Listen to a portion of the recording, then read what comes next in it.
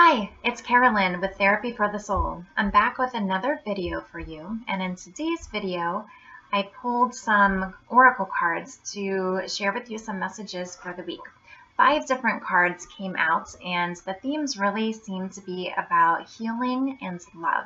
And when I tuned into the collective energy, I did feel a lot of anxiety, and so that makes me think that some of you might be feeling worried about something, you might be in your headspace about something, you might be feeling anxious overall, and so I think these messages align pretty perfectly with that feeling. And please remember that this is a collective reading, and so just take what resonates for you. So the first card I'll share says forgiveness, and I'll show you the card so that you can see it. Some beautiful pink flowers on there. And so it says, healing comes from acceptance. Help me, dear Lord, to fully accept what is, knowing that this alone will open me to the new. So I'm sure that you've heard before that when it comes to forgiveness, the person who's unable to forgive is really more so hurting themselves versus hurting the person that they're upset at, right? And so forgiveness is definitely, or I guess not having forgiveness is a heavy energy. Forgiveness really releases that energy, that weight that you might be feeling from the upset that you have about not being able to forgive. It is important to think about, is it somebody else that you're trying to forgive, or is it really yourself that maybe you have an upset with that you need to forgive? And that's really what you're holding on to. If you're able to release what you are trying to forgive and replace it with the feeling and the energy of forgiveness, that really is going to open up so much more space for positivity to enter your life, right? And so it's like as we release things that don't serve us, that creates space for better things to be able to come into our life. And so it's really important and it's very healing to be able to go through the process of forgiveness. The next message is about surrendering to complete healing. And this is what the card looks like. I like the water that's there because, as we know, water does relate to emotions. And so on the card it says, open fully to the loving, compassionate forces of the universe that support your physical, emotional, and spiritual healing. And so to me this says to really look within and see what needs complete healing. Is there anything that you're resisting looking at? As we think of the forgiveness piece, is there any part of you that you're holding on to and resisting letting go, resisting to forgive, resisting to heal in some capacity?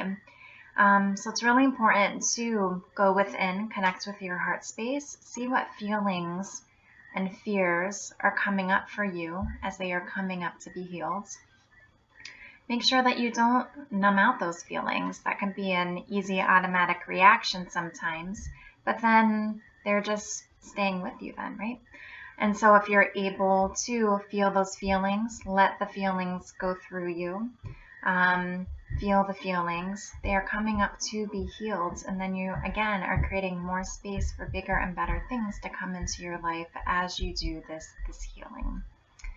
Because what we are not healing, it's like different energy balls that get stuck within us, right? And so as we know, not healing can create illness or fatigue or unhappiness, right? Or lack of motivation, maybe even feelings of anxiety or depression. And so it's important to surrender to complete healing. And it's also okay to claim support with that too if you need to work with a coach. And for example, I work, as a coach to help people with the healing process to really go deep. That's really important too. It's always okay to claim support if you need it as part of the healing. The next card I have has a number on it for those of you that follow numerology, which is 48, which would be a 12 or a number 3. And it says, demonstrate love. And at the bottom it says, find out what is important to the people you love and act on it. So this can be important when we are thinking about forgiveness and surrendering to healing. How are you looking at others? It can be easy to get caught up in what this person is doing or isn't doing or how they're saying things, and harder to look for the love underneath their actions, right? Where often it's hurt that's under there, but they're expressing it in a way that can feel off-putting. And you can even ask yourself, when you think of the love that you yourself need, how are you coming across to yourself? How are you coming across to others? What are the areas that are needing love, that you need to show love to yourself or to others? So see if you can figure out what is important to the people that you love, and see if you can show them love in that way, which makes me think of the 5 love languages, right? And it's also important for yourself to think about what is something that you need to show yourself to love yourself, or to even show the parts of yourself that feel wounded or need healing. What can you do to show love or give love to that part of yourself? Because as we know, love is very powerful. It's a healing energy, a healing feeling, and it can heal those darker parts of ourselves. And so it's really important to try to go through life looking at love in situations. The next card says positivity, and the yellow on the cards with the bees and with the birds, that really stands out to me. Also makes me think of springtime and good things happening, yeah? So we have, if you can find even one thing to be grateful for, it will restore you to the lights. Please, dear God, let me always feel gratitude for something, even a tiny thing, even in the hardest situations. So this, I feel like, also relates to the other messages that we've received so far. So when we are trying to look for forgiveness, when we're trying to demonstrate love, when we're trying to heal, it can be easy to get focused on what is not happening or what doesn't feel good, versus the light and the love that's on the other side of what you're working through. And that's where this positivity and gratitude, I feel like, comes in, especially where it says it will restore you to the light. So you're working through the dark pieces to get to the light on the other side. So it can be good to create a gratitude list. Write down some different things that you're grateful for every day. And I think an important piece can also be to write down why you're grateful for it. And it can be looking even for the silver lining in things. This can be really powerful with things that you feel like aren't going your way. If you're able to find gratitude about the situation, then you're really seeing the lesson in what's being shown to you. Or even in the part of forgiving yourself or forgiving somebody else. What can you be grateful for about the situation? What is the lesson in the experience that was shown to you? And then the final cards I have says open your third eye. You can see this card. And it says it's safe for you to open your center of clairvoyance. By doing so, you'll see the truth. And I'm actually going to read from the book in terms of what the book says about this card.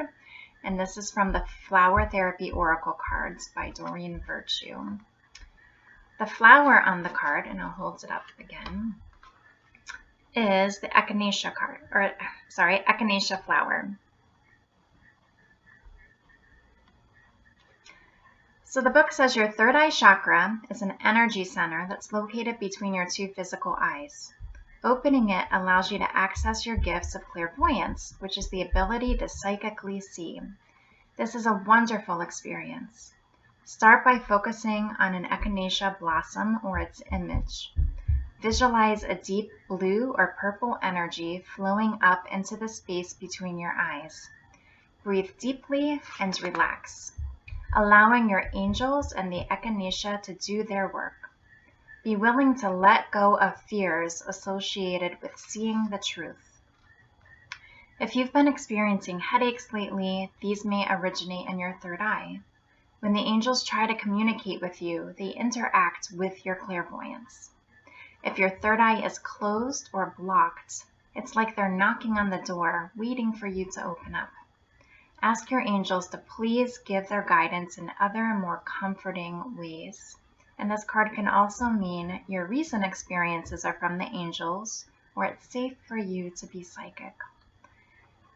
And so the piece that stands out to me about this card and the message does have to do with be willing to let go of fears associated with seeing the truth, because I feel like that really goes along nicely with the other messages that we've received. And so sometimes it can feel scary to really confront the truth, but it's good to think about what really is the truth at the same time. Our ego or our headspace tries to tell us one thing is the truth, but when you really look at the core of it, that might not be the truth, right? And so it's okay to let go of any fears that you have about looking at the truth. What is coming up to be healed? What are you afraid of? And connect with the angels, with the divine, and definitely use the echinacea image to help with your healing. So those are the messages that I have for you for this week. I hope that they resonate. If you like the video, please feel free to like, comment, and subscribe. If you would like a personalized reading or a coaching session, please feel free to check out my website at therapyforthesoul.com, and I will see you soon. Thanks.